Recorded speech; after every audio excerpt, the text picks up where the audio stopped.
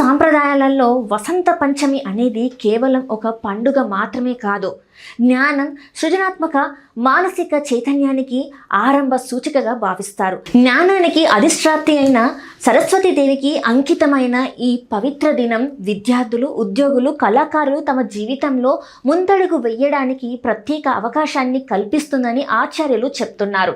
సరైన విధానంలో వాస్తు నియమాలు పాటిస్తూ పూజ చేయడం ద్వారా జీవితంలో సానుకూల మార్పులు వస్తాయని నిపుణుల అభిప్రాయం. పసుపు వర్ణంతో ప్రకృతి పులకరించే ఈ రోజు కొత్త ఆలోచనలకి, కొత్త లక్ష్యాలకు నాంది పలుకుతుంది.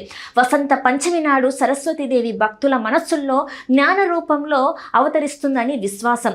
విద్యలో వెనుకబాటుతనం, కెరియర్లో అయోమయం, నిర్ణయాల్లో అస్థిరత ఎదుర్కొంటున్న వారికి ఈ రోజు పూజ ఎంతో ఉపయోగకరమని పూజారులు చెప్తున్నారు.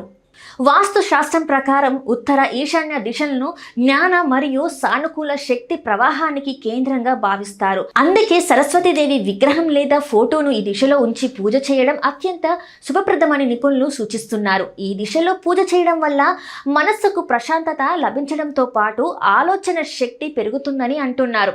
సరస్వతీదేవి విగ్రహాన్ని ఎప్పుడూ శుభ్రంగా, ఎత్తైన స్థలంలో ఉంచాలని వాస్తు నిపుణులు సూచిస్తున్నారు. విగ్రహం మరియు పుస్తకాలు, పెన్నులు, నోట్బుక్లు లేదా సంగీత వాయిద్యాలను ఉంచడం వల్ల జ్ఞానం, సృజనాత్మకత మరింత వికసిస్తాయని నమ్మకం. వసంత పంచమి నాడు ఉదయం స్నానం చేసి శుభ్రమైన దుస్తులు ధరించి భక్తితో పూజ చేయడం ప్రత్యేక ఫలితాలను ఇస్తుందని చెప్తున్నారు.